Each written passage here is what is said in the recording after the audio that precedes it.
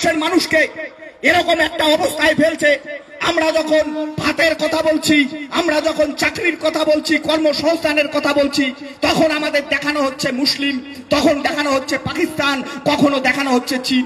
স্বাভাবিকভাবেই আপনাকে আপনার লক্ষ্য, আপনার দাবি থেকে সরিয়ে অন্য বিমুখ করবার চেষ্টা হচ্ছে। আপনাকে ঠিক করতে হবে, আপনি আপনার যে খিদের যন্ত্রণা, আপনার যা পারিবারিক সমস্যা, তার থেকে বিমুখ হয়ে আপনি চীন পাকিস্তান দেখবেন না, মুসলিম দেখবেন না, হিন্দু দেখবেন, আপনাকে ঠিক করতে হবে।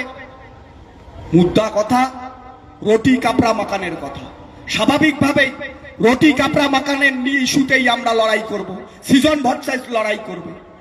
এই এলাকার মানুষ সচেতন মানুষ, আপনারা জানেন যে গোটা পশ্চিম বাংলায় বামপন্থীদের ইতিহাস। এই যাদবপুর জানে বামপন্থীদের ইতিহাস, বামপন্থীদের লড়াই। স্বাভাবিকভাবেই আপনারা ইতিহাসের পাতায় স্বর্ণ অক্ষরে নিজেদের লোকসভা কেন্দ্রের নাম খোদাই করে রাখুন, যে পশ্চিমবঙ্গ তথা ভারতবর্ষকে যখন বিক্রি করে দেওয়ার চেষ্টা হচ্ছে, যখন গোটা বাংলাকে সারে সর্বনাশ করে দেওয়ার চেষ্টা হচ্ছে, তখন আমরাই যাদবপুর গোটা বাংলাকে পথ দেখিয়েছিলাম, গোটা ভারতবর্ষকে পথ দেখিয়েছিলাম। আমরাই আবার ফিরিয়ে নিয়ে এসেছি লাল ঝান্ডাকে।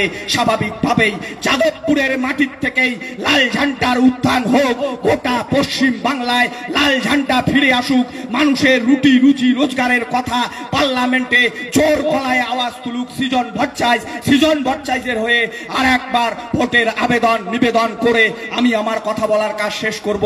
ইনকলাব জিন্দাবাদ, ভারতের কমিউনিস্ট পার্টি মার্ক্সবাদী জিন্দাবাদ, বাম কংগ্রেস ঐক্য জিন্দাবাদ।